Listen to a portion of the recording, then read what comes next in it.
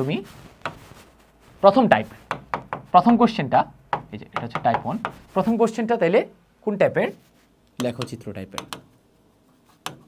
এবার তুমি কি করবা, এই কোশ্চেনের নাম্বারটা এখানে লিখো। ধরো 1 নম্বর কোশ্চেনটা লেখচিত্র টাইপের, ঠিক আছে।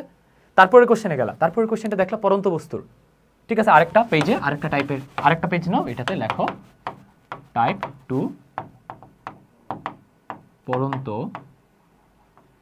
বস্তু, ঠিক আছে। ধরো এটা 2 নম্বর কোশ্চেন। এটা এইভাবে করে একটা একটা করে কোশ্চেন সামনে আগাবা। যদি এটা আগের টাইপের পড়ে, ধরো 3 নম্বর কোশ্চেনে গেলাম, এটা আবার লেখচিত্রের, ওকে 3 এখানে ইনক্লুড করো। তারপরে কোশ্চেনে গেলাম, ওটা নতুন একটা টাইপ হলো, ধরো গতির সমীকরণ রিলেটেড, ওকে আরেকটা পেজ নাও, নিয়ে এখানে লিখো টাইপ 3 অ্যান্ড এখানে লিখো সমীকরণ, গতির সমীকরণ রিলেটেড, ওকে ডান। ধরো এটা 4 নম্বর। তারপরে আবার গেলা, তারপর আবার সামনে গেলা 5 নাম্বারটা দেখলে এই টাইপের, ওকে লিখো 5। এইভাবে করে তুমি একটা চ্যাপ্টারে 60, 70, 80 যে সিকিউটা, যে করে সিকিউ থাকে বোর্ডের, তুমি চাইলে সরকারি স্কুল ইনক্লুড করতে পারো, বাট ওটা ম্যান্ডেটরি না। হ্যাঁ, করার পর 20 মিনিট বা 30 মিনিট টাইম দেওয়ার পর তুমি দেখো সুন্দর করে একটা অ্যানালাইসিস রেডি হয়ে গেছে তোমার, বুঝছো।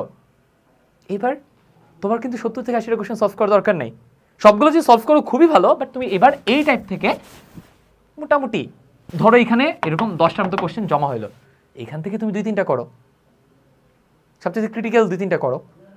এখানে ধরো এরকম 7-8টা কোশ্চেন অ্যাড হয়েছে, এখান থেকে 2-3টা করো, এখানে প্রতিটা টাইপ থেকে এরকম 2-3টা করো, করে যেই 2-3টা সবচেয়ে ক্রিটিক্যাল, সবচেয়ে ইম্পর্টেন্ট, এগুলো মার্ক করে রাখলা। দেখো 60-70টার বদলে তোমার প্রবাবলি 20 থেকে 25টা কোশ্চেন সলভ করার মাধ্যমে টোটাল চ্যাপ্টারটা কভার হয়ে যাচ্ছে। অ্যান্ড এই যে অ্যানালাইসিস করলা, তুমি সবগুলো সলভ করো, ওর প্রতিটা টাইপ থেকে 2-3টা করে সলভ করো, যেটাই করো না কেন এক্সাম হলে কিন্তু এখান থেকে 100% কমন থাকবে।